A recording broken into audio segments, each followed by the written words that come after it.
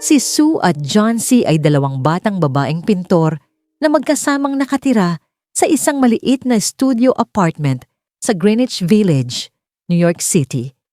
Isang epidemya ng pulmonya ang kumakalat sa buong lungsod at isa si John C. sa mga biktima nito. Dahil sa pag-aalala, nag-usap ng pribado sa labas ng apartment ang doktor ni John C. at si Sue.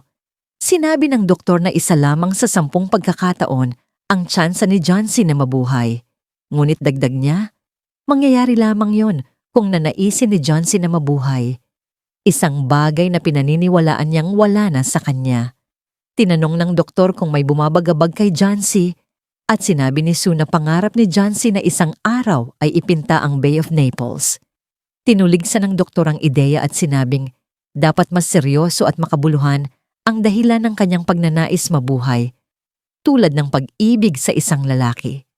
Sumagot si Sue na wala siyang ganoong bagay na maibabalita. Pagkaalis ng doktor, napahagulgol si Sue habang nakasubsob sa panyo. Pagkatapos, ay inayos niya ang sarili bago pumasok sa silid kung saan nakahiga si John C. Bitbit niya ang kanyang drawing board at sumisipol ng masayang himig.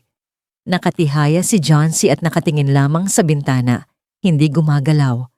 Nagpatuloy siya sa pagguhit para sa isang magasin. Tulad ng maraming batang pintor, kailangan niyang magtrabaho sa komersyo upang kumita ng pera. Ngunit biglang bumulong si John C. kaya agad siyang nilapitan ni Sue. At nadiskubre niyang nagbibilang ito paatras mula 12. Lumapit si Sue sa bintana upang tingnan kung ano ang binibilang ng kaibigan. Ang nakita lamang niya ay isang matandang baging ng ivy na halos wala ng dahon at nakakapit na lang sa lumang pader ng katabing gusali. Ipinahayag ni John C. na bawat dahong nalalaglag ay naglalapit sa kanyang kamatayan.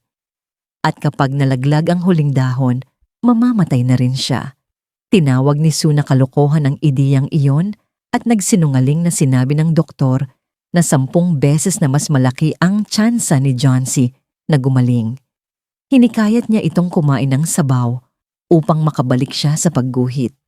Kailangang matapos ni Sue ang obra at maibenta ito upang makabili ng pangangailangan. Tumanggi si John C. Sinabing wala na siyang silbi sa pagkain dahil malapit na siyang mawala. Pagod na sa buhay, tanging hiling niya ay masaksihan ang paglaglag ng huling dahon bago siya mamatay.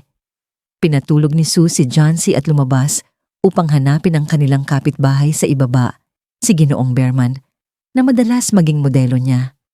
Si Behrman ay matandang pintor na hindi kailanman nagtagumpay sa 40 taong karera. Wika nga niya, hindi pa niya nasisimulan ang kanyang obra maestra, paminsan-minsan na lamang siyang nagpipinta at kumikita sa pagiging modelo ng mga batang pintor tulad ni Sue at John C. Bagaman bugnutin at mahilig uminom, malapit ang loob niya sa dalawa. Nang marinig niya ang tungkol sa pagnanais ni John C. na mamatay kapag nalaglag ang huling dahon, tinawanan niya iyon. Magkasama silang umakyat ni Sue sa silid at tahimik na tumingin sa baging na unti-unting nalalagas. Habang nagguguhit si Sue, nagsimulang umulan ng malamig na may halong nyebe. Kinabukasan, laking gulat nila nang makita na may isang dahon pa ring naiwan sa baging kahit na may bagyo kagabi. Inulit ni John C. na kapag nalaglag iyon, mamamatay siya. Inasahan niyang malalaglag iyon sa araw na iyon, ngunit matatag pa rin itong nakakapit sa tangkay. Nang sumapit ang gabi, muling bumuhos ang ulan at umihip ang malakas na hangin.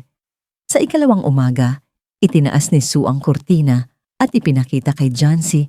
na naroon pa rin ang huling dahon.